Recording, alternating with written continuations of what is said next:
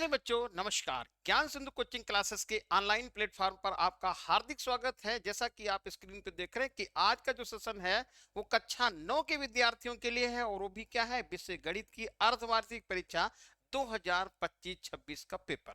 ठीक है, तो बस अब क्या करते हैं, आपको भैया ज्यादा समय वेस्ट न करते हुए सीधे आते हैं मुद्दे पे और देखते हैं इस जो ये आपका पेपर है उसमें से पहला क्वेश्चन क्या है। लेकिन उसके साथ क्या करना है, वही रोज वाला काम जो भी आप लोग कर लेते हैं। जल्दी से आइए, ज्यादा से ज्यादा लोगों को जोड़ते हुए हमारे साथ में कागज कलम के साथ आइएगा। बस ऐसे नहीं कि आप केवल वीडियो देखेंगे, तब ज्यादा बेनिफिट नहीं होगा। कागज कलम उठा करके आप लिखते जाइएगा और कितने आंसर आपके सही है ऑप्शन वाले क्वेश्चन में उनका जरूर कमेंट बॉक्स में बताइएगा कि कितने हमारे क्वेश्चन सही हो पाए हैं। पूरा का पूरा पेपर आप बहुत अच्छे ढंग से हल करेंगे, जिससे आपको ये जो है बहुत मदद मिलेगी। जो आने वाली आपकी परीक्षा है या कुछ जगह पर परीक्षा चल भी रही होगी, तो फिर जल्दी से देखते हैं पहले क्वेश्चन का आंसर। जल्दबाजी कोई नहीं करेंगे, नहीं तो गलत हो जाएगा। पहला प्रश्न आपके स्क्रीन पे है, कह रहा निम्नलिखित संख्याओं में से परिमेय संख्या कौन है। ऑप्शन दिया गया है √5 दिया गया है और अंडर रूट दिया गया है 1। अंडर रूट का मान है 1+4/9 दिया है और डी ऑप्शन है √2.5। अब इसमें से कौन परिमेय संख्या है, ये आपको जांच करके समझ करके सोच करके लिख देना है। तो देखिए, एक सीधी सी बात ध्यान रखिएगा, अंडर रूट के अंदर यदि कोई नंबर है और उसका पूरा पूरा वर्गमूल निकल जा रहा है तो वो होती है संख्या कौन, परिमेय। एक बार फिर से सुन लीजिएगा, अंडर रूट के अंदर कोई नंबर है, कोई संख्या है, उसका आप पूरा पूरा वर्गमूल निकाल लेते हैं, दशमलव में ना करके सीधा सीधा वर्गमूल निकाल लेते हैं, तो फिर वो संख्या होती है कैसी, परिमेय। यदि पूरा पूरा वर्गमूल नहीं निकलता है, आगे चलता ही जाता है चलता ही जाता है, खत्म होने का नाम ही नहीं ले रहा है, वो होती है अपरिमेय संख्या। तो बस इसमें देख लीजिए, आप √5 का वर्गमूल निकालेंगे तो ये चलता ही जाएगा, रुकेगा कभी नहीं। तो ये हो गई अपरिमेय संख्या, ऑप्शन नहीं सही है। लेकिन √1 का है या एक, √1 मान कितना होता है, 1 होता है, वर्गमूल निकल गया। ध्यान रखना, ऐसी एक संख्या ये है √1 जिसका मान 1 होता है। नहीं ऐसे बोले कौन सी संख्या होती है जिसका वर्गमूल निकालें तो वही संख्या आती है, तो यही संख्या ऐसी संख्या है 1 जिसका वर्गमूल निकालें तो वही संख्या होती है। तो इसलिए हमारा करेक्ट आंसर होगा ऑप्शन नंबर बी में √1। चलिए आगे देखते हैं क्या अगला क्वेश्चन। देखिए, गलत होने के चांसेस ज्यादा है, आप लोगों के कमेंट आ सकते हैं सर ये नहीं है, ये ऑप्शन सही होगा। तो ध्यान रखना है, आपसे पूछा गया है अपरिमेय संख्या कौन है। तो अपरिमेय संख्या में बताया कौन सा, 22/7 दिया हुआ है, एक पाई दिया हुआ है, दूसरा मान दिया है 0.69 और चौथा ऑप्शन दिया है जो 5/16 दिया हुआ है।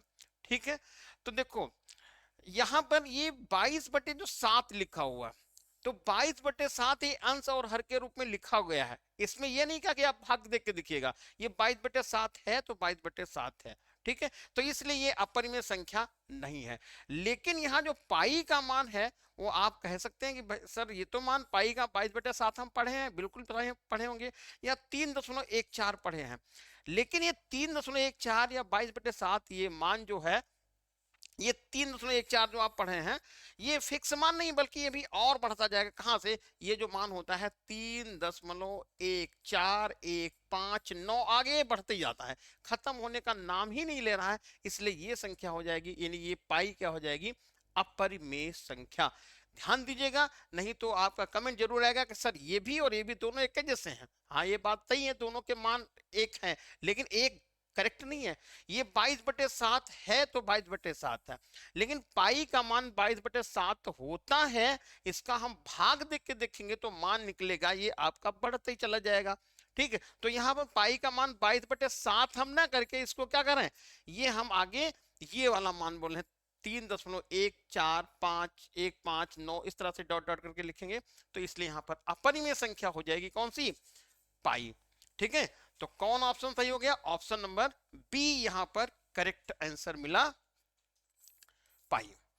अगला जो क्वेश्चन नंबर 3 है, ये कॉलम ए और कॉलम बी में मैचिंग करना है।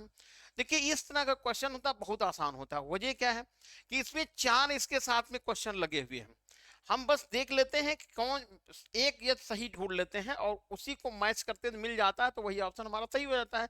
नहीं मिलता है, मान लो एक से 2 क्वेश्चन में मैच कर रहा है तो दूसरे वाले को ट्रेस कर लेते हैं, जो सही मिलेगा वही आपका आंसर हो जाएगा। तो ये 4 क्वेश्चन तो जरूर दिए हुए हैं, लेकिन आपको केवल 1 या 2 ही क्वेश्चन से काम हल हो जाएगा। देखिए क्या करते हैं। क्वेश्चन दिया हुआ है कि कॉलम ए और कॉलम बी का मिलान कीजिएगा, बहुपद ए दिया है और उधर बहुपद की घात दे रखी है। तो ये आपको सबको पता है कि बहुपद की घात मतलब उसकी पावर मैक्सिमम कितनी होती है। तो यहाँ पर x प्लस 5 लिखा है, मतलब यहाँ दिख नहीं रहा है x की पावर है कितनी, 1 दिख रही है। ठीक है, तो x की यहाँ पर घात पहले बहुपद की कितनी हो गई, 1 हो गई। अब जरा देखो बेटा, एक वाला जरा देखोगा, एक यहाँ पर कौन आ रहा है, ये सेकंड नंबर। अब इसमें चेक करिएगा एक का सेकंड कौन सा आ रहा, एक का देखो सेकंड ये मिल गया, एक में सेकंड कौन दिख रहा, एक में सेकंड ये वाला दिख गया, चलो कोई दिक्कत नहीं है। और एक का सेकंड कहीं दिख नहीं रहा, तो हम ये तुरंत 2 ऑप्शन को तुरंत कट कर देंगे। समझ में बात आई कि नहीं आई, यानी 4 ऑप्शन से 2 तुम्हारे कट गए, नहीं 50% तो आप सही कर गए। अब आगे क्या रह गया, देखिए यहां देखिएगा 3x की पावर 2, पावर कितनी है, 2 है, तो 2 में कौन सा सही आ रहा, 2 में देखिए चौथा सही आ रहा। ठीक है, क्योंकि 2 बहुपद की घात कितनी है, 2 है। ठीक है, 2 नंबर में जो बहुपद लिखा है x की पावर 2, घात कितनी होगी, 2 हो गई। तो अब जरा देखिएगा 2 का चौथा, देखिए 2 का चौथा हो गया। अब जरा देखिए 2 में पहला हो गया, तो बस ये गलत हो गया, फिर हमारा कौन सा सही होगा, फर्स्ट ऑप्शन करेक्ट हो जाएगा। शायद आप हमारी बात समझ में आ गई होगी कि हम चारों ऑप्शन को नहीं देखेंगे, बस 1-2 ऑप्शन बहुत ज्यादा देखना पड़ेगा और सीधा आंसर आपको मिल जाएगा। चलिए अब देखिए ये क्वेश्चन, इस क्वेश्चन का आंसर 4 नंबर का आप कमेंट बॉक्स में दीजिएगा, गलत जरूर होगा, पक्का मान के चलिएगा। क्या है देखिए, बहुपद अंडर रूट 3 की घात कितनी होगी, बहुपद अंडर रूट 3 की घात कितनी होगी। ऑप्शन नंबर ए है 2, ऑप्शन बी 0, ऑप्शन सी 1 और ऑप्शन सी 1/2। कुछ लोग देखिए ये जरूर कहेंगे सर इसमें 1/2 होती है पावर। ठीक है, तो देखिए ध्यान दीजिएगा, यदि कोई गिनती लिखी हुई है रूट में हो चाहे ऐसे लिखी हो, कोई गिनती 5 में हो, इसकी बहुपद की घात पूछी जाएगी तो हो जाएगी 0। ये बात बिल्कुल श्योर याद रखना है। कितना आएगा, 0। कैसे हुआ जरा देखिएगा, ये लिखा हुआ है √3, तो √3 बहुपद नहीं है जब तक इसके साथ में हम कोई ये चर पद नहीं जोड़ेंगे। तो √3 ये लिखा, ये बहुपद नहीं, बहुपद कब होगा, जब हम यहाँ पर x की पावर 0 लिखेंगे। यदि x की पावर हम 1 लिख देते हैं तो ये x हो जाएगा, चेंज हो जाएगा, तो हमको चेंज भी नहीं करना है और मान सही सही निकालना है। तो देखो √3 को मैंने लिख दिया है, √3 x की पावर 0, यानी बहुपद की घात कितनी होगी, 0। ध्यान दीजिएगा ऑप्शन नंबर ये है बी करेक्ट है, गलती ना हो जाए कि आपका आंसर ये ऑप्शन नंबर डी हो जाए। चलिए आगे देखिए कौन सा है, क्वेश्चन नंबर 5 दिया हुआ है, एक्स अक्ष पर स्थित किसी बिंदु का रूप कौन हो सकता है। देखिए आपने पढ़ा होगा कि ये देखिए एक्सिस बनाया हमने x और ये बनाया y। ठीक है, ये हो गया मूल बिंदु 0,0। तो x अक्ष पर याद रखना है, x अक्ष पर कोई बिंदु होगा तो y इक्वल 0 हो जाएगा। यहां पर कोई बिंदु कब होगा, जब x की वैल्यू होगी और y की वैल्यू नहीं होगी। ठीक है, तो x अक्ष पर स्थित किसी बिंदु का रूप कौन होगा, y इक्वल 0। देखो तो y इक्वल 0, देखो इसमें x y ये नहीं हो गया, ये y लिखा, y इक्वल 0 कौन सा, ऑप्शन नंबर हो गया सी, x, 0। तो x अक्ष पर कोई बिंदु होगा y बराबर 0, y अक्ष पर कोई बिंदु होगा तो x बराबर 0। चलिए आगे बढ़ते हैं, अगला क्वेश्चन नंबर 6 दिया हुआ, तो इक्वेशन दे रखी कौन कौन सी है, ये लिखा है x plus 2y, x plus 2y is equal to 5, और दूसरा समीकरण लिखा है 2x plus y is equal to 5। ये दिया हुआ, कह रहे हैं इसके हल बताइए। तो 2 तरीके हैं, तरीके 2 क्या हैं, आपके जो ये मान दिए हुए हैं x और y के, option A, option B, option C और ऑप्शन डी में, इनको हम बारी बारी से रख दें, इसमें x का मान रखें, y का मान रख दें, बैलेंस कर जाए, मतलब बराबर हो जाए। इसमें भी रख के देख लीजिएगा, ऐसा नहीं एक कैसे काम ना मत निपटाइएगा, दोनों में मान डालना पड़ेगा, दोनों में आप डाल दीजिएगा x और y के मान, यदि दोनों बैलेंस हो जाते हैं तो वही मान सही हो जाएगा, वही उसका हल होगा। एक तरीका हो गया। दूसरा तरीका कि इसी को हम क्या कर लें, हल कर लें दोनों समीकरण को, और हल करने पर जो मान निकल जाए वही आपका हो जाएगा आंसर। तो मैं इसको हल करके बताता हूं, x प्लस 2y और 2s प्लस वाई, जरा देखिएगा, यदि हम देखें यहां पर पहली समीकरण में x के गुणांक कितने हैं, 2 1 है। दूसरी समीकरण में x का गुणांक कितना है 2 है, और y का गुणांक यहाँ पर पहले में कितना है 2 है, और इसमें सेकंड वाले में कितना 1 है, नहीं अदला बदली है। तो हम क्या करते हैं, इसको कर देते हैं जो है 2 से गुणा, और इसको छोड़ देते हैं। तो ये हमारा क्या हो जाएगा, ये बनेगा 2x हो जाएगा और प्लस 2y हो जाएगा इज इक्वल टू 10 हो जाएगा। देखिए 2 से मैंने गुणा किया है, ये 2 से गुणा किया तो 4x हो जाएगा, 4x हो गया प्लस 2y, और ये हो जाएगा इक्वल 10। अब दोनों के चिन्ह समान है और गुणांक तो बराबर है, तो घटाने पे लिखते हैं। आप यहाँ पर माइनस करिएगा, यहाँ भी माइनस करिएगा, यहाँ भी माइनस करिएगा, ये देखो यहाँ से कैंसिल आउट हो गया। ठीक है, 4x में से 3x एक x घटेगा तो माइनस का 3 बचेगा, तो माइनस का 3x लिख लीजिएगा, और ये हो जाएगा -5, -5 हटा दीजिएगा, x इज इक्वल टू 5/3। अब 5/3 देखिए ऑप्शन किसी में है, ऑप्शन में केवल ए ऑप्शन में 5/3 और किसी ऑप्शन में 5/3 है ही नहीं, तो फिर हमको आगे लगाने की जरूरत नहीं है, सीधे सीधे ऑप्शन नंबर यहाँ पर ए करेक्ट हो जाएगा। ठीक है, तो यहाँ पर 6 नंबर क्वेश्चन का ऑप्शन नंबर ए करेक्ट है, यानी कि यहाँ पर x का मान कितना है 5/3 है, और y का मान भी कितना है 5/3 है। चलिए आगे बढ़ते हैं। अगला क्वेश्चन दिया हुआ है, यदि x प्लस a बहुपद x की पावर 4 माइनस x की power 2 into x square plus 3x minus 6a का एक गुणनखंड है, तो a की वैल्यू कितनी है वो आपको निकालनी है। a का मान कितना है, a बराबर क्वेश्चन मार्क करिएगा, या a का मान कितना है। तो देखिए फिर यहां पर लिख लीजिएगा, ये आएगा x की पावर 4 माइनस x की पावर 2, ये हो गया प्लस 3x माइनस 6a। ठीक है, यहां गुणनखंड क्या बताया है x प्लस 1, तो यहां पर लिख लेंगे x is equal to minus a रखने पर। अब इसको रखने पर यदि गुणनखंड है तो ये 0 के बराबर हो जाना चाहिए, तो यहां पर लिखेंगे माइनस a की पावर 4। ठीक है, माइनस a की पावर 2 लिखो, x के स्थान पे कितना लिखेंगे, x के स्थान पे माइनस a लिखेंगे, तो माइनस a की पावर 2 लिख देंगे, प्लस 3 माइनस ये होगा a, और minus 6a is equal to 0। ठीक है, लिख लिया। अब a की पावर माइनस a की पावर 4 है, तो ये a की पावर 4 होगा, ध्यान रखना है, क्योंकि माइनस यदि है और उसकी पावर सम संख्या में है तो माइनस प्लस में कन्वर्ट हो जाता है, तो ये आपका होगा a की पावर 4, कोई दिक्कत नहीं थी। अब यहाँ पर सम संख्या a भी है तो a की पावर 2 हो जाएगा, a की पावर 2 पहले से है तो a की पावर 2 और a की पावर 2 मिलके हो जाएगा a की पावर 4, माइनस यहाँ लगा था तो मैंने यहाँ पर a की पावर 4 लिख दिया है, कोई दिक्कत नहीं थी। माइनस 3a लिख लीजिएगा, और minus 6a is equal to 0 हो गया। अब ये तो दोनों कैंसिल हो गया, यहां पर हो गया माइनस 9a, तो आएगा minus 9a is equal to 0। ये इसका गुणनखंड बताया कि गुणनखंड है, तो ये हो जाएगा a इक्वल 0/-9, यानी a का मान निकल गया 0 के बराबर। ठीक है, तो इस तरह से यहां पर करेक्ट आंसर क्या हो जाएगा, ऑप्शन नंबर ए 0। ठीक है, चलिए बढ़ते हैं अगले क्वेश्चन में।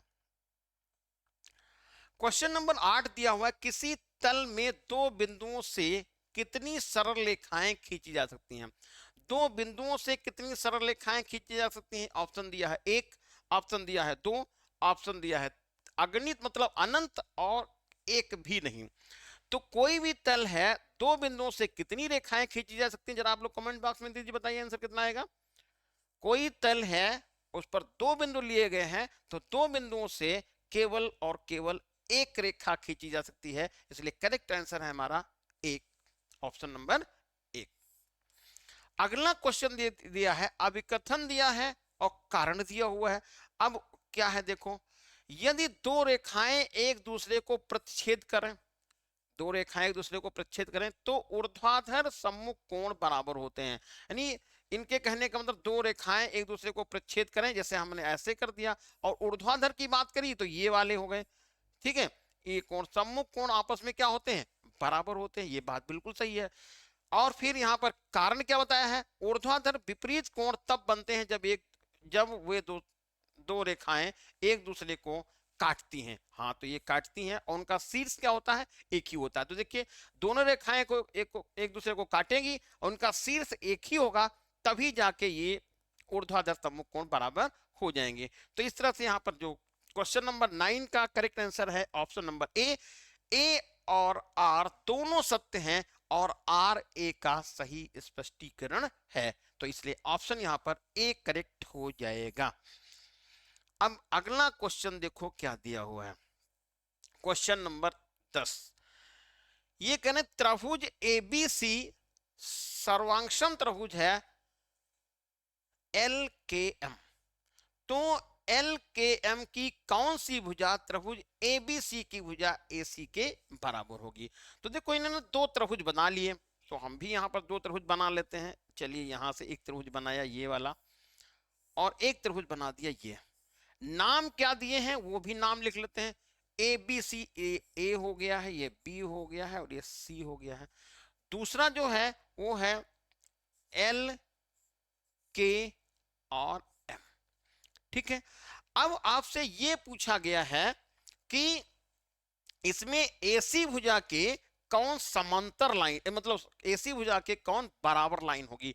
तो ध्यान रखना यह है कि जैसे भैया इसको मैं उठा के इसको ऊपर रख दूं, सर्वांगसम का मतलब होता है कि हम इस वस्तु को इसके ऊपर रख दें और ऊपर ऐसे रखें तो ऊपर से देखें तो हमको निचले वाली वस्तु दिखाई ना पड़े। तो यही काम यदि इस त्रिभुज को मैं उठा के इसके ऊपर रख दूं, मतलब एबीसी त्रिभुज के ऊपर एल के एम त्रिभुज को रख दूं और ये दिखे ना, तो क्या होगा, एल बिंदु होगा ए के ऊपर, के बिंदु होगा बी के ऊपर और एम बिंदु होगा कौन, सी के ऊपर। ठीक है, ये सर्वांगसम हो गया। अब तो आंसर एकदम क्रिस्टल क्लियर हो गया। कैसे, क्योंकि जब ऐसे रखेंगे, इसको उठा के ऐसे इस पे रख दिया, तो बताओ एसी के ऊपर लाइन कौन आएगी, एल एम आएगी। बस हो जाएगा आंसर। कौन सा, ये हमारा करेक्ट आंसर हो जाएगा एसी के ऊपर एल एम। ऑप्शन देखिएगा, एल के बताया, एल के गलत हो गया। एल के किसके बराबर आएगा, एल के ए बी के बराबर आएगा। के एम बी सी के बराबर आएगा। अब कौन सा बचेगा, एल एम, तो ये एल एम ए सी के बराबर होगा। और वही आपसे पूछा गया है, एसी के बराबर कौन सी लाइन होगी, एल एम, और ऑप्शन होगा करेक्ट सी। अगला नंबर जो बताया है, क्वेश्चन नंबर 11 क्या है,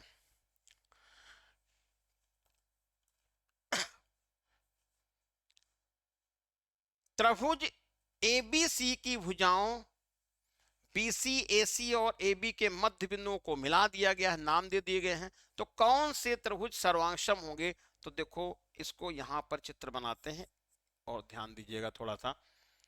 ये बनाया मैंने त्रिभुज ए और बी और ये हो गया सी, ये त्रिभुज एबीसी हो गया। अब इन्होंने बोला क्या है, एबीसी में बीसी का मध्यबिंदु डी है, तो बीसी का मध्यबिंदु डी लिख लो, ये हो गया डी। और सीए का मध्यबिंदु ई है, यहां पर ई लिख लो, ये मध्यबिंदु हो गया। और दूसरा कौन बिंदु बताया है, AB का मध्यबिंदु F है, तो AB का मध्यबिंदु F लिख लिया। ऐसे कुछ बोला गया कि त्रिभुज ABC में BC का मध्यबिंदु D है और AC का मध्यबिंदु E है और AB का मध्यबिंदु F है। इनको आपस में मिला दिया गया, ऐसे मिला दिया गया है, ये चीज मिला दी गई है। अब ये कहा गया कि DEF, जो ये त्रिभुज दिख रहा है ये वाला DEF त्रिभुज DEF, ये सर्वांगसम होगा किस त्रिभुज के सर्वांगसम होगा, ये आपको यहां पर दिखाना है। ठीक है, जैसा कि आपको पहले पता है कि यदि त्रिभुज की दो भुजाओं के मध्य बिंदु को आपस में मिलाते हैं तो मिलाने वाली जो रेखा होती है तीसरी भुजा के समांतर हो जाती है। तो हम ऐसे बोले, EF लाइन BC के समांतर है और ED लाइन AB के समांतर है और AC लाइन DF के समांतर हो गई। ठीक, अब ये समांतर लाइन हो गई तो ये एंगल बराबर हो गए, ये वाला इधर से बराबर हो गया। ठीक, तो ये जो छोटा सा त्रिभुज अंदर दिख रहा है, ये त्रिभुज इसके भी सर्वांग होगा, ये वाला त्रिभुज इसके भी सर्वांग होगा, और ये त्रिभुज इसके भी सर्वांग होगा। तो ऐसे बोले कि अंदर जो त्रिभुज दिख रहा है DEF, ये त्रिभुज हो जाएगा DEC और AEF और BFD, इन सबके क्या होगा, समांतर हो जाएगा। तो यहां पर ABC के AB के C के सर्वांगसम बताया, तो ABC के सर्वांगसम तो है ही नहीं। सर्वांगसम का मतलब होता है कि मैं ऐसे रख दें और दोनों एक दूसरे को झांप लें, मतलब दिखे ना एक दूसरे को, ऐसे देखें तो ये वाला तो गलत हो गया। अब AEF, हाँ ये समांतर तो है, सर्वांगसम तो है, बिल्कुल बात सही है, ठीक है। और BEF, BE,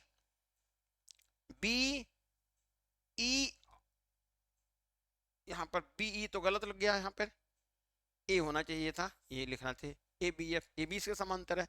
लेकिन यहां पर जो दिया गया है ये तीनों त्रिभुज, वो देखिए जरा, AFE बिल्कुल सही आंसर है, और BFD ये भी है सर्वांगसम, और क्या बचा, DCF, D, यहाँ पर CDE ये भी सर्वांगसम है। तो ऐसे बोलें कि यहाँ पर जो डी ऑप्शन दिया हुआ है, इसमें जो तीनों त्रिभुज दिखाए गए हैं ये अंदर वाले त्रिभुज के सर्वांगसम हैं। वैसे ये दोनों त्रिभुज सर्वांगसम तो हैं, लेकिन यहाँ पर जो तीसरा वाला ऑप्शन है, यानी कि सॉरी बोले तो चौथा ऑप्शन जो दिया हुआ, डी ऑप्शन जो दिया हुआ है, उनमें जो तीन त्रिभुज दिए हैं वो तीनों त्रिभुज इस त्रिभुज DEF के सर्वांगसम हैं। तो इसलिए यहाँ पर करेक्ट आंसर होगा ऑप्शन नंबर डी।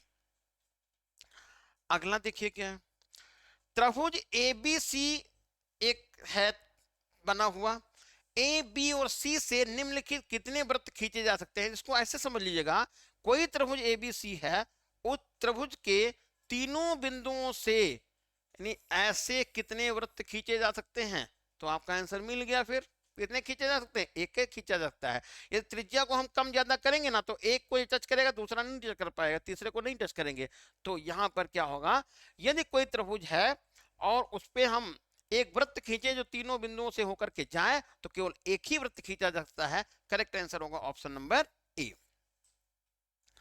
अगला नंबर 13 क्या है, उन तीन बिंदुओं से होकर जो एक सरल रेखा में नहीं है, निम्नलिखित कितने वृत्त खींचे जा सकते हैं। तो 13 नंबर का करेक्ट आंसर क्या आ जाएगा, जरा बताओ। तीन बिंदु तो हैं लेकिन वो सीधी लाइन में नहीं है, इनसे कितने वृत्त खींचे जा सकते हैं। जैसे इसको हम ऐसे बता दें आपको कि यहां पर ये तीन बिंदु हमने ले लिए, एक बिंदु ए ले लिया, एक यहां पर कोई बिंदु ले लिया, एक यहां पर कोई बिंदु ले लिया। अब इनसे कितने वृत्त खींचे जा सकते हैं, तो आपको क्या करना पड़ेगा, ऐसे इसको मिलाना पड़ेगा, ऐसे इसको मिलाना पड़ेगा, और इन दोनों का अर्धक कर देंगे, और इससे इन दो भुजाओं का अर्धक करेंगे, जो सेंटर मिलेगा यहां से वृत्त बनाएंगे जो तीनों को होके जाएगा। ठीक, तो हमारे कहने का मतलब ये था, तीन बिंदु जो एक सरल रेखा में नहीं है, केवल एक ही वृत्त खींचा जा सकता है। कितना खींचा जा सकता है, एक ही वृत्त। और तो हमारा करेक्ट आंसर होगा ऑप्शन नंबर ए, एक। अगला दिया हुआ है, किसी त्रिभुज का क्षेत्रफल होता है, करेक्ट आंसर दीजिएगा कौन सा है। अब किसी त्रिभुज का क्षेत्रफल क्या है, आधार गुणे लंब, ये कोई भी त्रिभुज का क्षेत्रफल नहीं होता है। 3 गुणे आधार गुणे लंब, ये भी कोई क्षेत्रफल नहीं होता है ना। 1/3 आधार गुणे लंब, ये भी नहीं होता है। तो फिर कौन होता है, त्रिभुज का क्षेत्रफल होता है आधार गुणे लंब बटा 2, या 1/2 आधार गुणे लंब। ये किस त्रिभुज का क्षेत्रफल है, ये समकोण त्रिभुज का क्षेत्रफल है। किसका क्षेत्रफल है, समकोण त्रिभुज का। तो समकोण त्रिभुज का क्षेत्रफल फार्मूला क्या आपको पता चल गया, 1/2 आधार गुणे लंब, और करेक्ट आंसर होगा ऑप्शन नंबर बी। चलिए आगे बढ़ते हैं। क्वेश्चन नंबर 15 दिया हुआ है, चतुर्भुज के चारों अंतः कोणों का योग कितना होता है। तो ध्यान रखना है, कोई भी चतुर्भुज होगा उसके चारों कोणों को आप जोड़ देते हैं तो उसका ना मान होता है जोड़ 270, ना होता है 400, ना होता है 540, सिर्फ होता है 360 अंक का। तो चतुर्भुज के चारों अंतः कोणों का योग कितना होता है, 360। इस तरह से आपका करेक्ट आंसर चला जाएगा ऑप्शन नंबर बी के साथ। चलिए आगे बढ़ते। फिर क्वेश्चन नंबर दिया हुआ है 16, यानी कि 16 नंबर क्या बताया है, किसी चतुर्भुज के विकर्ण बराबर हैं कोई चतुर्भुज है उसके विकर्ण बराबर है तो वो चतुर्भुज कैसा होगा। पहला बताया समलम, गलत, समलम तो होता ही नहीं भैया, इसके जो विकर्ण बराबर नहीं होते हैं। समांतर चतुर्भुज, ध्यान रखना है, समांतर चतुर्भुज के भी विकर्ण बराबर नहीं होते हैं, एक विकर्ण बड़ा होगा एक छोटा होगा। हाँ इतना जरूर है कि दोनों विकर्ण एक दूसरे को मिड पॉइंट पर काटते हैं, ये भी गलत हो गया। अब सम चतुर्भुज की बात करेंगे। अब सम चतुर्भुज में देखिए, सम चतुर्भुज में वर्ग भी आता है, लेकिन यदि कहीं कह दिया जाए कि वर्ग है तब। लेकिन ऐसे समचतुर्भुज की बात करेंगे तो समचतुर्भुज चार भुजाएं उसकी बराबर हैं, कोई जरूरी थोड़ा वर्ग है, तो ये तो कहा नहीं यहाँ पर वर्ग है। आयत, तो ये ध्यान रखना भैया, ऑप्शन लास्ट मिल गया, क्यों, क्योंकि आयत के विकर्ण आपस में क्या होते हैं, बराबर होते हैं। ठीक है, क्या होते हैं, आयत के विकर्ण आपस में बराबर होते हैं। लेकिन यदि यहां पर ये लिखा होता वर्ग तो हमारा ये भी आंसर सही था, क्योंकि वर्ग भी चतुर्भुज सम चतुर्भुज है, लेकिन सम चतुर्भुज और वर्ग में अंतर क्या है, सम चतुर्भुज का कोई भी कोण 90 होना आवश्यक शर्त नहीं है। ये 90 हो गया कोण तो चारों कोण 90-90 के हो जाएंगे तो वही वर्ग बन जाएगा। तो यहां पर करेक्ट आंसर होगा ऑप्शन नंबर डी। चलिए आगे बढ़ते हैं। अगला क्वेश्चन दिया हुआ है, उस शंकु के वक्राकार भाग का क्षेत्रफल बताओ जिसके आधार की त्रिज्या 2r और तिर्यक ऊंचाई 1/2 है। तिर्यक ऊंचाई 1/2 नहीं होगा, ये l/2 होगा, l/2, क्योंकि यहाँ पर l के फॉर्म में आंसर दिया हुआ है। तो शंकु के वक्रपृष्ठ का क्षेत्रफल होता है पाई आर एल, ये फॉर्मूला बनता है, कितना होता है, पाई आर एल। अब पाई की जगह पे तो पाई लिख लेंगे, आर के स्थान पे कितना लिखेंगे, आर के स्थान पे त्रिज्या बताएंगे 2r, तो आप लिखेंगे 2r। लंबाई कितनी लिखेंगे, l/2। अब ये 2 से 2 कैंसिल हो गया, आंसर क्या मिल गया, पाई आर एल। ठीक है, अब करेक्ट आंसर कौन सा आएगा, option number A, pi R L. Question number 17 का ऑप्शन नंबर ए करेक्ट हो जाएगा। अब देखिए क्वेश्चन नंबर 18 क्या है। 18 में दिया है एक लंबवृत्तीय शंकु में कुल भाग कितने होते हैं, तो लंबवृत्तीय शंकु में कुल भाग 2 होते हैं, और इसलिए यहां पर ऑप्शन नंबर बी करेक्ट हो जाएगा। क्वेश्चन नंबर 19 देखिए क्या है, पिरामिड एक ठोस आकृति है जिसका आधार होता है, आपको बताना है कैसा होता है।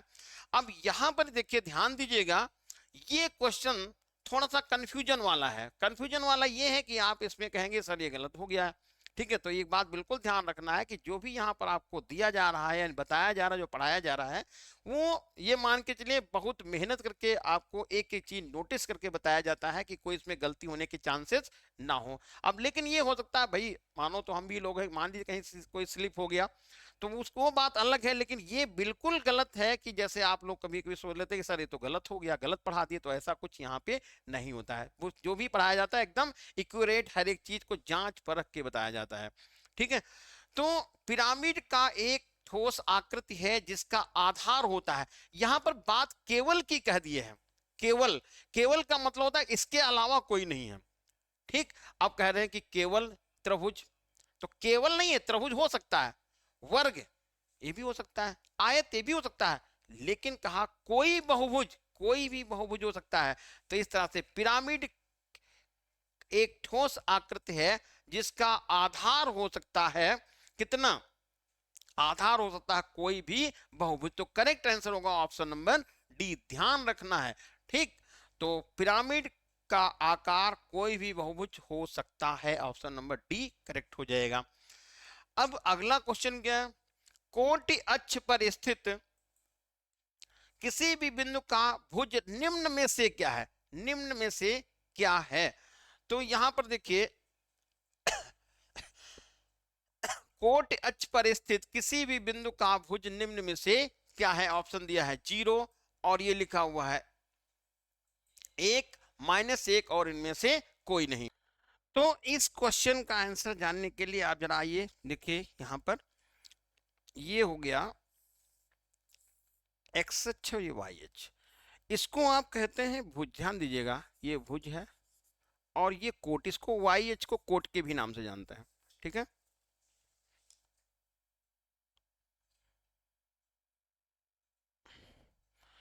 तो ये लिख लिया एक्स अक्ष और ये हो गया वाई अक्ष। ये हो क्या है भुज, इसको हम वाई अक्ष को कोटि भी कहते हैं। तो अभी हमने बताया था, वैसे आपको भी पता भी है, एक्स अक्ष पर कोई बिंदु होगा तो वाई बराबर 0 होगा, और वाई अक्ष पर कोई बिंदु होगा तो एक्स बराबर 0 होगा।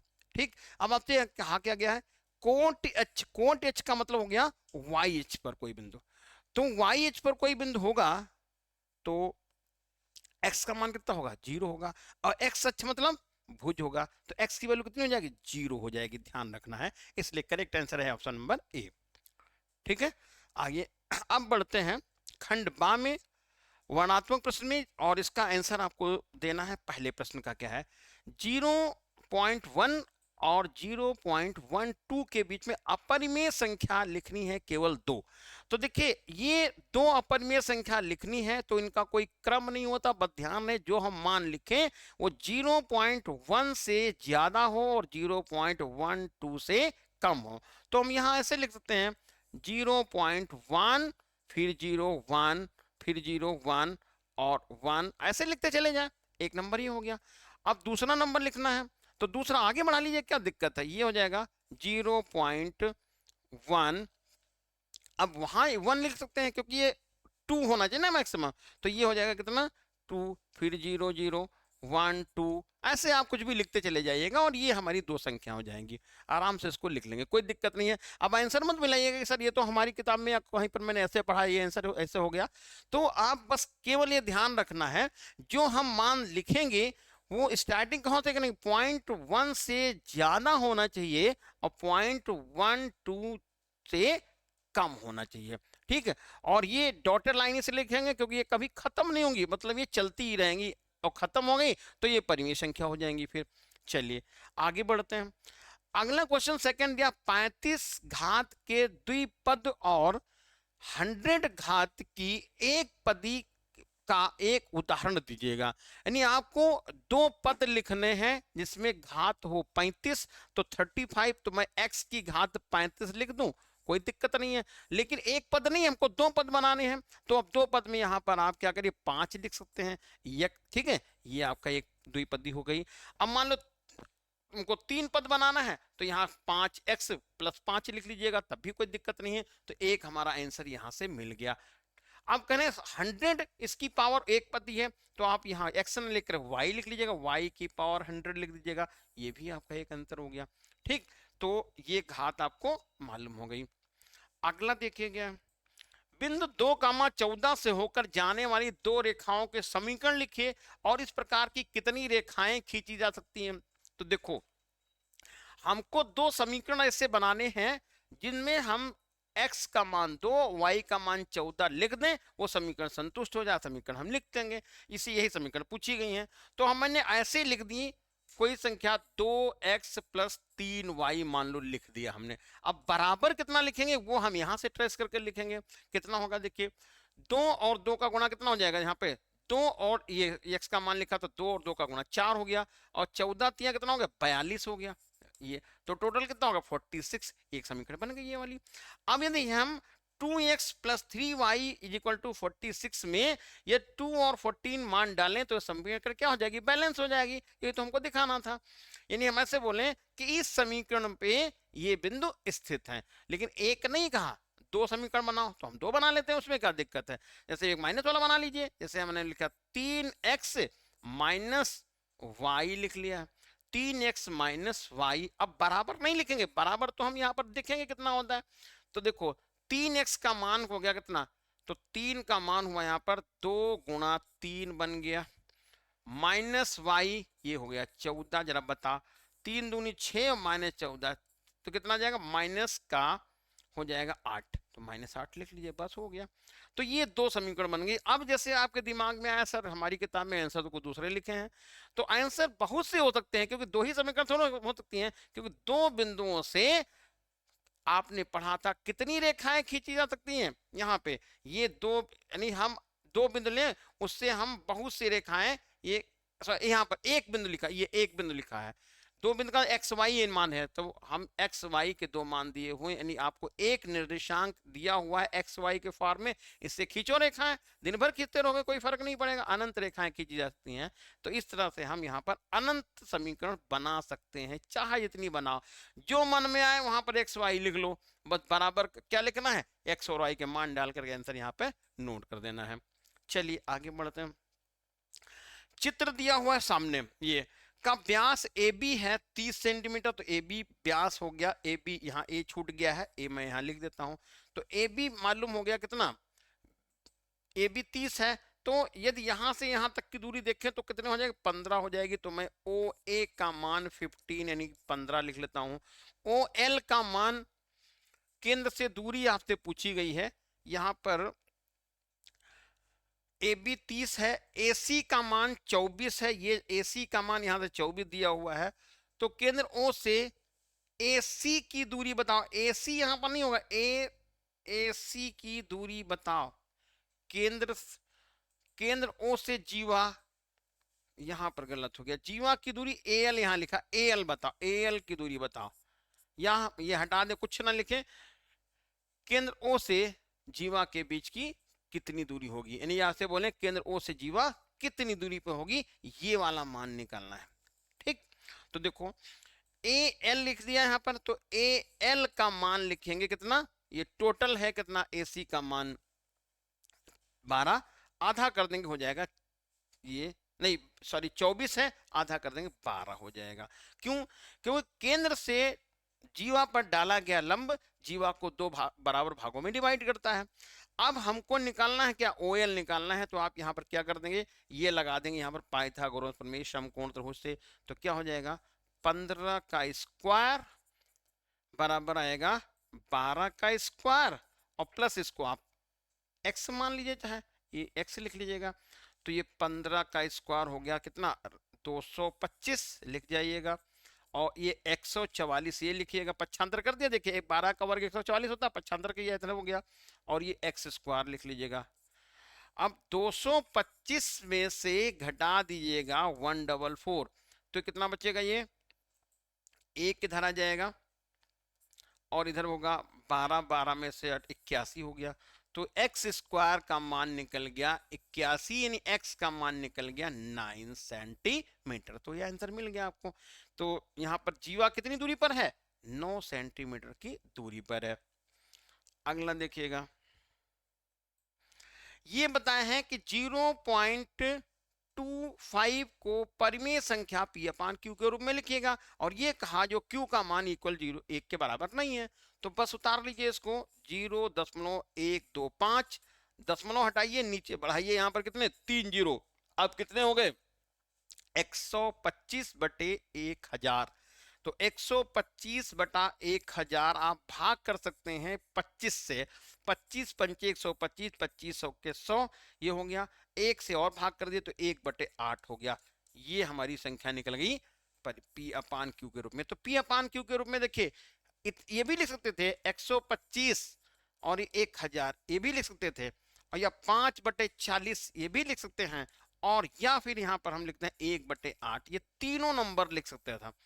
ठीक है, आगे देखिए क्या है, सत्यापित कीजिए कि x इक्वल 1 बहुपद 2x की power 3 minus 3x square plus 7x minus 6 का एक शून्यक है, ये दिखाना है।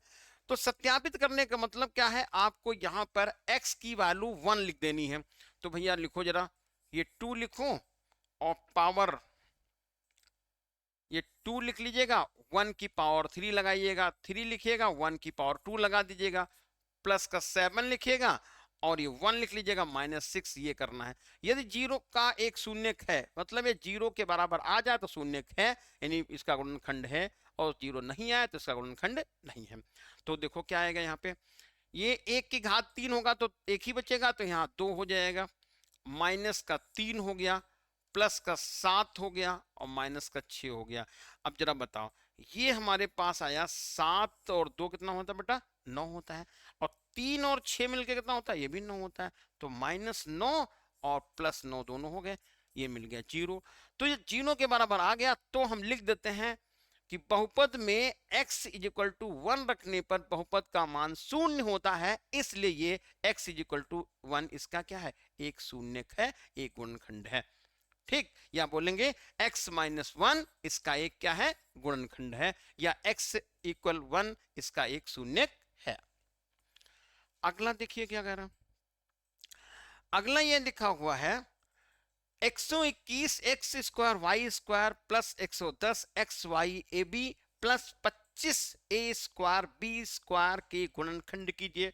बहुत आसान, एकदम सिंपल सा क्वेश्चन है। देखो 121 को मैंने लिख लिया 11 एक्स वाई का होल स्क्वायर, यहां तक कोई समस्या नहीं है, तो ये लिख लिया। यहां पर आगे देखिएगा ये 110 को ये भी नहीं, 110 ये नहीं लिख रहा है यहाँ पे, यहां पर देखो क्या लिख दिया है 5 बी स्क्वायर ये लिख लिया है। तो x 25 a square b square को मैंने क्या लिख लिया 5 बी का होल स्क्वायर लिख लिया। जैसे यहाँ पर 121 एक्स स्क्वायर वाई स्क्वायर को 11 एक्स वाई का होल स्क्वायर लिख लिया। अब जरा इन दोनों को गुणा कर दीजिएगा, तो इन दोनों को गुणा करें, दो मैं पहले से लिख लेता हूँ, गुणा करके लिख लिया 11 एक्स वाई और प्लस 5 ए बी ये लिख लिया प्लस बी स्क्वायर लिख लिया। अब जरा देखो ये वाला मान कितना आ रहा है, ये वाला मान आ रहा है 11 दूना 22 और 5 से गुणा करेंगे तो 110 हो जाएगा। तो ये हमारा बन के आ गया 11 एक्स वाई का होल स्क्वायर और plus 110 x y a b और प्लस 5 ए बी स्क्वायर ये बना।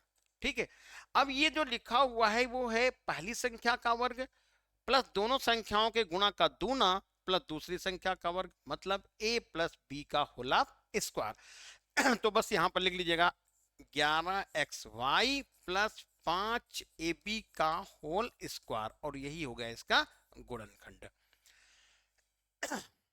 आगे देखिए क्वेश्चन दिया हुआ है, आकृति ये सामने चित्र बना हुआ है। इन्होंने कहा कि कोण पी क्यू आर, सामने लिख रखा है पी क्यू आर और पी आर क्यू ये दोनों बराबर हैं, जैसा कि यहाँ पर निशान भी लग रखा है, ये बता रखा है ये दोनों कोण आपस में क्या है, बराबर है।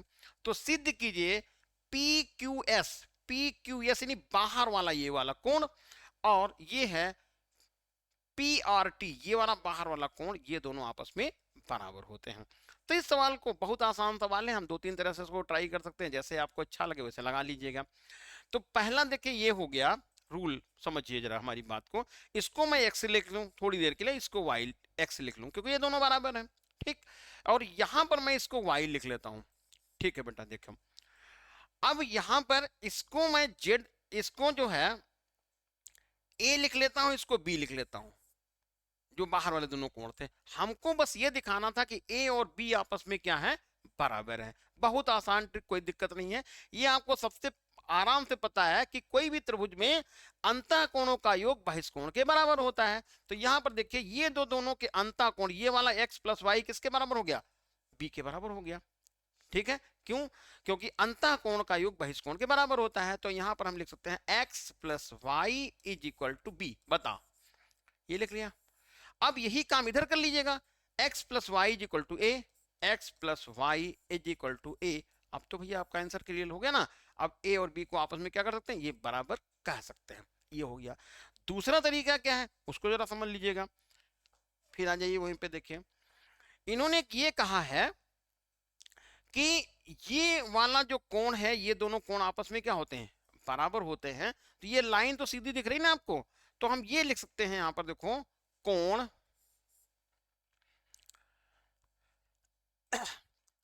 पी आर टी, ध्यान दीजिएगा इस वाले कोण को पी आर टी प्लस कोण पी आर क्यू, कोण P R Q is equal to 180, क्योंकि ये सीधी लाइन है। तो ये हो गया पी आर टी और पी आर क्यू मिलके कितना हो गया, 180 अंश हो गया। अब इधर जाइए, आ जाइए, तो ये हो जाएगा पी क्यू एस कोण पी क्यू एस प्लस कोण पी क्यू आर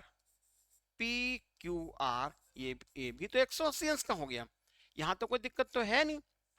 अब जरा बताओ कि ये दोनों कोण तो इन्होंने पहले से बराबर होता है ना, बताया, ये देखो दोनों कोण बराबर होता है, तो यहां पर लिख सकते हैं कोण पी आर क्यू बराबर कोण पी क्यू आर, ये हमको क्या है, ये तो ज्ञात है या दिया हुआ है। ठीक है, अब यहां पर देखिए, ये देखिए जब ऊपर हम पी आर क्यू लिखा है, नीचे पी क्यू आर है, दोनों आपस में बराबर है, तो हम इसकी जगह पर भी लिख सकते हैं ना। तो ये हो जाएगा कोण पी आर टी प्लस कोण पी आर क्यू। और देखिए ये दोनों 180 के हैं, तो हम इधर इनका लेफ्ट साइड बराबर कर सकते हैं। तो ये हो जाएगा कोण पी क्यू एस प्लस कोण पी क्यू आर को पी आर क्यू लिख सकते हैं कोण P R Q P R Q. अब देखो पी आर क्यू क्या हो गया, दोनों साइड से हट गया, तो बस आंसर मिल गया आपका। कोण P R T is equal to कोण पी क्यू एस, और यही हो गया इस प्रश्न का आंसर। ठीक है, अब आइए क्वेश्चन नंबर नेक्स्ट, यानी कि गाखंड में। त्रिभुज एबीसी एक समकोण त्रिभुज है, जैसा कि सामने चित्र में दिख रहा। कोण ए जो है वो 90 अंश है, और दोनों ये लाइन आपस में क्या है, बराबर है, जैसे कि यहाँ पर ए बी और ए सी को बराबर बता दिया है, और कोण बी को। तो कोण बी और कोण सी का मान बताइए। तो ये तो एकदम फ्री का नंबर है, बहुत आसान सा सवाल है। देखो यहां हम लिख सकते हैं, देखो कोण ए प्लस कोण बी और प्लस कोण सी इज इक्वल टू 180। क्यों, त्रिभुज के तीनों कोणों का मान होता है 180 अंश। तो लिख लीजिए, बी कोण ऑलरेडी इन्होंने 90 अंश बता दिया है, नहीं ए कोण 90 बताया ए, तो यहां पर कोण ए को 90 लिख लीजिएगा, कोण ए 90 हो जाएगा। कोण बी, और अब बताओ बी और जब दोनों लाइनें बराबर हैं तो दोनों कोण बराबर हो जाएंगे आमने सामने के, तो यहां पर मैं कोण बी लिख लेता हूं।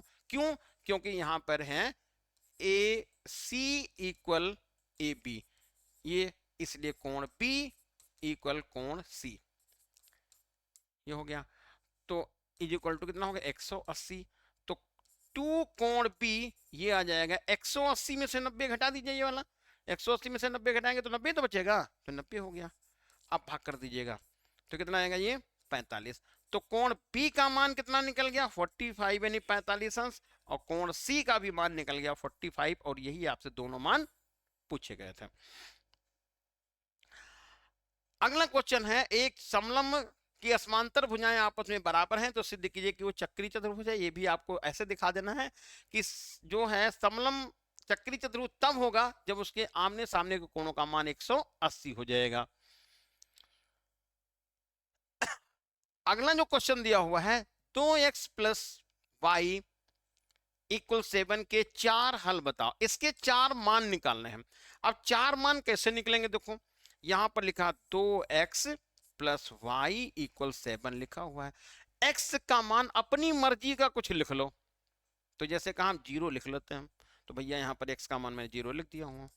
तो ये हो गया 2 गुणे 0 प्लस वाई, ये 7 हो गया। तो y का मान कितना निकल गया 7।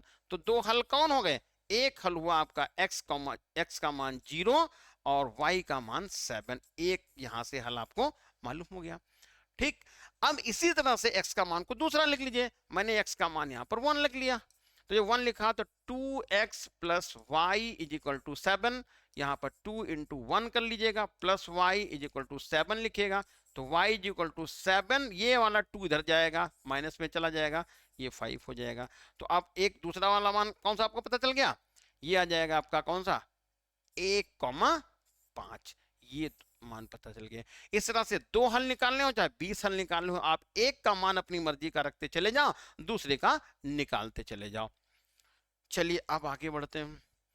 अगला क्वेश्चन दिया हुआ है, आकृति में AC, देखो यहां पर ये दिया हुआ AC, यहां से यहां तक का ये BD के बराबर है।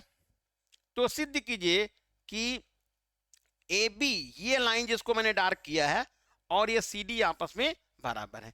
ये भी बहुत आसान क्वेश्चन है, कैसे जरा समझ लीजिएगा।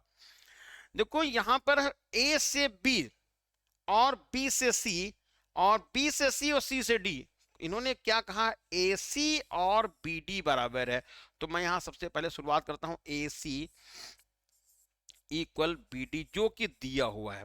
देख बेटा AC इक्वल BD दिया हुआ है।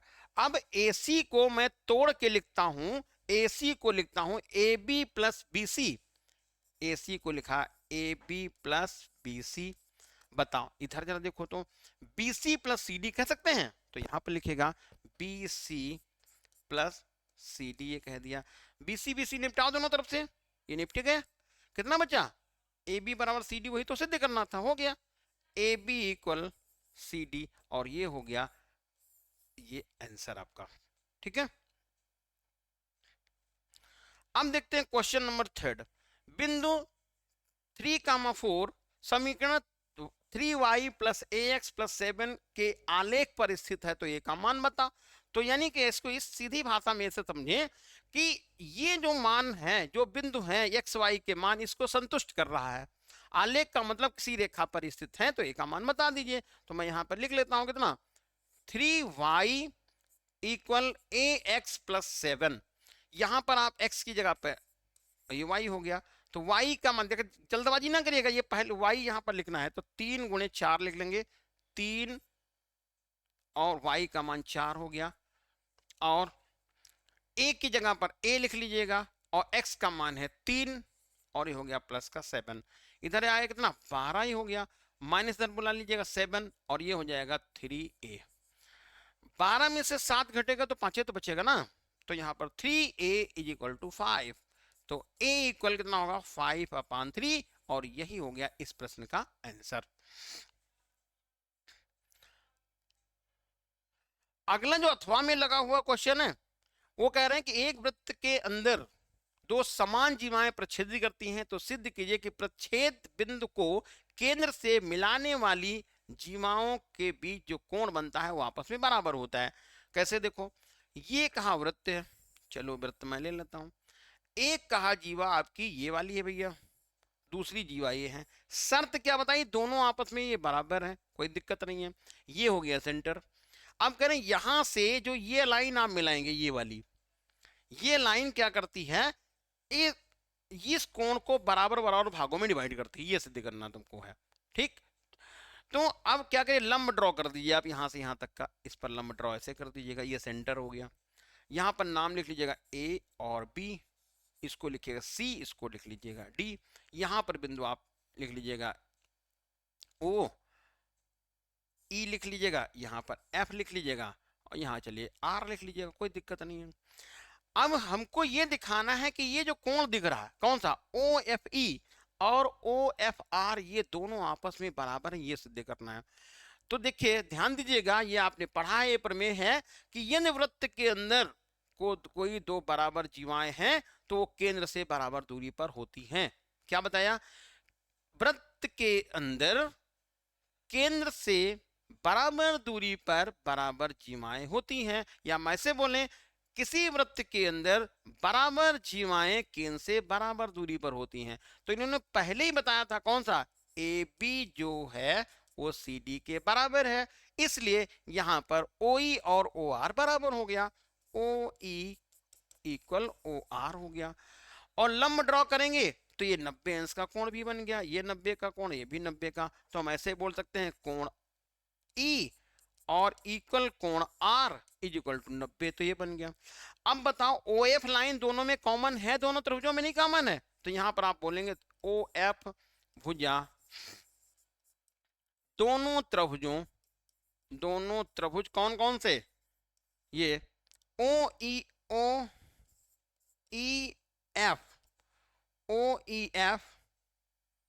तथा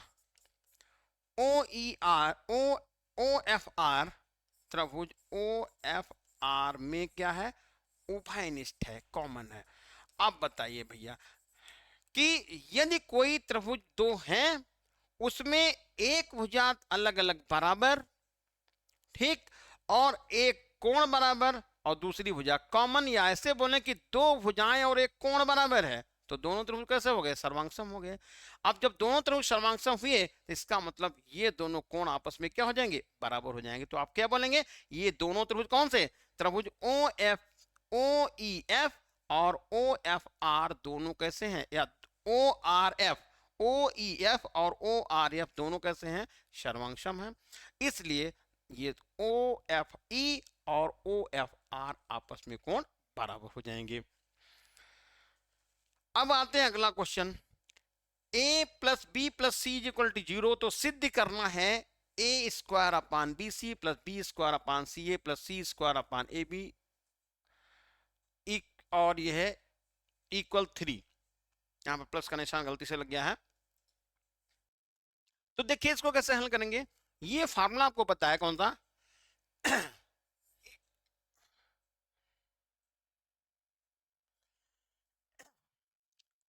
ए cube plus b cube plus c cube minus 3abc equal क्या होता है, a plus b plus c और ये होता है a square plus b square plus c square minus a b minus b c minus c a, ये सूत्र होता है। A cube plus b cube plus c cube minus 3abc equal होता है a plus b plus c, और दूसरे bracket बनता है a square plus b square plus c square minus a b minus b c minus c a. ठीक है, तो यहां पर आप लिख जाइएगा ए की पावर 3, बी की पावर 3 और सी की पावर 3, और ये माइनस 3abc लिख लो, कोई दिक्कत नहीं थी। लेकिन जब ए प्लस बी का मान, ए प्लस बी प्लस सी का मान 0 लिखेंगे तो पूरा का पूरा मान इधर का क्या हो जाएगा, 0 हो जाएगा। क्यों? क्योंकि यहां पर आपने इसकी जगह पे 0 लिखा, तो ये जो हम यहाँ मान लिखेंगे वो सब टोटल मिलकर कितना हो जाएगा, 0 हो जाएगा। तो आप यहाँ पर क्या बोल देंगे, ए की पावर 3 प्लस बी की पावर 3 प्लस सी की पावर 3, इसको कर दीजिए उधर पक्षांतर, तो क्या बनेगा 3abc। अब क्या करिए, एबीसी से सबको भाग कर दीजिएगा, तो मैं देखो यहां पर ए की power 3 upon a b c लिख लेता हूं, बी की power 3 upon a b c लिख लेता हूं, और सी की power 3 upon a b c लिख लेता हूं, और 3abc अपान ए बी सी ऐसे लिख लेता हूं। ये तो कट गया ना। यहां पर देखो ए की पावर जो है वो 3 हट जाएगी ए से, ठीक है, तो कितना बचेगा, ऐसे यहां पर काट के देखो, चाहे लिख ले या हम इसको ऐसे लिख लें, ए की power 2 upon into a upon a b c. बोल बेटा फिर से ध्यान दीजिएगा, ए की पावर 3 को ए की power 2 into a upon a b c लिख लिया, प्लस लिखेंगे b square into b upon a b c बन गया, plus c square into c upon a b c बन गया, और ये हमारे पास आया है यहाँ पे 3। अब देखो सी से सी कट गया और बी से बी कट गया, ए से ए कट गया, तो कितना बचा, a square upon b c plus b square upon a c plus c square upon a b is equal to 3, और ये हो गया इस प्रश्न का राइट आंसर। ठीक है, अगला देख लीजिएगा। अगला ये चित्र बना हुआ है, कह रहे हैं कि दो वृत्त एक दूसरे को अंता कहीं काट रहे हैं, कहां पर, बी और सी पर देखो कट रहे हैं, और कह रहे हैं कि इनसे ये जो है एक लाइन ये वाली खींची गई है, ऐसे लाइन ये खींची गई है, और एक लाइन ये खींची गई है। अब आपको दिखाना यहां पर क्या है, ये जरा समझिएगा। दिखाना यह है कि कोण ACP, ACP ये वाला जो कोण दिख रहा है ना, और ये कोण जो दिख रहा है, ये आपस में क्या होंगे, बराबर हो जाएंगे। ठीक है, अब कैसे इसको सिद्ध करेंगे जरा समझिएगा। मैंने यहां पर एक जीवा बनाई जो कॉमन है, कॉमन का मतलब इस वाले वृत्त की भी जीवा है और इस वाले भी वृत्त की जीवा है। इस वृत्त जीवा द्वारा इधर वृत्त में ये दोनों जो कोण बने Q और D आपस में क्या है, बराबर है, कोई दिक्कत नहीं है। इसी जीवा के द्वारा ये जो कोण बने हैं ये दोनों आपस में क्या है, बराबर है। तो हम ऐसे बोलेंगे ये दोनों कोण इधर से बराबर है, ये दोनों कोण इधर से बराबर हो गए। ठीक है, तो यदि हम यहां पर ये त्रिभुज ले लेते हैं, ये वाला, देखिए ये त्रिभुज मैं ले लिया हूं, ये वाला त्रिभुज कौन सा, त्रिभुज PCQ और त्रिभुज ACD। त्रिभुज PCQ यहां लिख देते हैं, त्रिभुज PCQ तथा त्रिभुज ACD, ACD। अब जरा बोलो, इसमें देखो ये वाला कोण ये कोण बराबर है, तो हम ऐसे कहते हैं ये कोण इससे बराबर हो गया और ये कोण इससे क्या हो गया, बराबर हो गया। तो दो कोण आपस में बराबर हुए कि नहीं हुए, तो तीसरा तो अपने आप में बराबर हो गया। तो हम यहां पर क्या लिख सकते हैं, कोण Q इक्वल कोण D। अब ये दोनों जो त्रिभुज हैं उसमें अलग अलग कोण बन गए, और कोण P इक्वल कोण A। जब ये कोई दो त्रिभुज में देखिए दो कोण बने हैं अलग अलग बराबर हैं, तो तीसरा तो अपने आप बराबर हो गया। और बस लिख देंगे कि कोण कौन सा, ACP बराबर कोण QCD, ये दोनों आपस में बराबर हो जाएंगे। अगला सवाल, त्रिभुज ABC में एक समचतुर्भुज है, दर्शाइए कि विकर्ण AC और A और C दोनों को समद्विभाजित करता है, तो विकर्ण BD भी इसको क्या करेगा, समद्विभाजित करेगा। यानी कोई समचतुर्भुज है, उसका एक विकर्ण आमने सामने के कोणों को डिवाइड कर रहा है, तो दूसरा विकर्ण भी आमने सामने कोणों को डिवाइड करेगा। ठीक है, आराम से लगाइएगा। इसमें आयत का में आप उदाहरण भी ले सकते हैं। ठीक है, आयत कोई बना लीजिएगा, उसमें एक विकर्ण बताइए ये वाला A और D को कोण को अर्थक कर रहा है, तो ये वाला कोण हो जाएगा B और C का अर्थक करेगा। अगला जो क्वेश्चन दिया हुआ है, एक त्रिभुज का परिमाप है 60 सेंटीमीटर, परिमाप है कितना, 60 सेंटीमीटर। कर्ण दिया हुआ है 26 सेंटीमीटर। त्रिभुज की अन्य भुजाएं दो हैं, निकालना है उनका क्षेत्रफल बताओ। तो हम इसकी त्रिभुज की तीनों भुजाएं को अलग अलग मान लें। तो एक भुजा आप लिखे लंब मान लें, लंब को L लिख लें, आधार को A लिख लें, आधार को A लिख लें, और कर्ण को K लिख लें। जैसा कि आप मान लेते हैं अक्सर, ये कर्ण को K लिख लिया, लंब कर्ण आधार हो गया। परिमाप कितना दिया है, 60 अंश है, तो आप क्या बोलेंगे यहां पर कि L plus A plus K is equal to 60 centimetre. ये तो आराम से लिख जाएंगे, कोई दिक्कत नहीं है। अब इसमें कर्ण 26 दिया था, तो हम यहां पर लिख सकते हैं L प्लस A प्लस 26 इज इक्वल टू 60, ये हो जाएगा। तो L plus A is equal to 26, इसमें से माइनस कर देंगे। तो जब माइनस करेंगे तो L प्लस A ये घटेगा तो 4 हो जाएगा यहां से, और इधर होगा 5 5 में 34, ये बन गया एक समीकरण, ये आपकी बन गई। L प्लस A कितना हो जाएगा, 34 के बराबर। ठीक है, अब यहां देखिएगा, ये आपको पता है कर्ण का स्क्वायर होता है लंब स्क्वायर प्लस आधार स्क्वायर। तो 26 का स्क्वायर कर दीजिएगा, लंब स्क्वायर प्लस आधार स्क्वायर लिख लीजिएगा, यहां तक भी कोई दिक्कत नहीं है। अब क्या करिए, यहां पर हम इसका भी स्क्वायर कर लें। ठीक है, तो इसका स्क्वायर क्या हो जाएगा, A प्लस एल का A plus L, L plus A का होना स्क्वायर इज इक्वल टू कितना हो जाएगा, 34 का स्क्वायर। ठीक है, और इसका स्क्वायर खोल लीजिएगा तो आपको कुछ न कुछ समीकरण बन जाएगी। तो जहां कहीं पर ये आपका L square plus A square plus 2AL, ये हो जाएगा कितना, ये 36 हो जाएगा। A square plus L square का मान आपको यहां से मालूम है, तो आप यहां पर मान डाल देंगे, फिर इसको हल कर लेंगे। A और L का गुणा आपको मालूम हो जाएगा, A का मान L के रूप में मालूम हो जाएगा, वही मान आप यहां डाल दीजिएगा, आंसर आपका निकल जाएगा। ठीक है, तो इस सवाल को आप ट्राई करिएगा, इसको SW समझ के लगाइएगा, और फिर कमेंट बॉक्स में बताइए क्या होता है। तो ये था भैया आज का सेशन, ज़्यादा से ज़्यादा सवाल मैंने करा दिए हैं। अब बारी आपकी है, आप इसको कितना दोबारा देख के और रिवाइज करते हैं। तो मिलते हैं फिर नेक्स्ट वीडियो में नए बहुत अच्छे पेपर के साथ में। जय हिंद।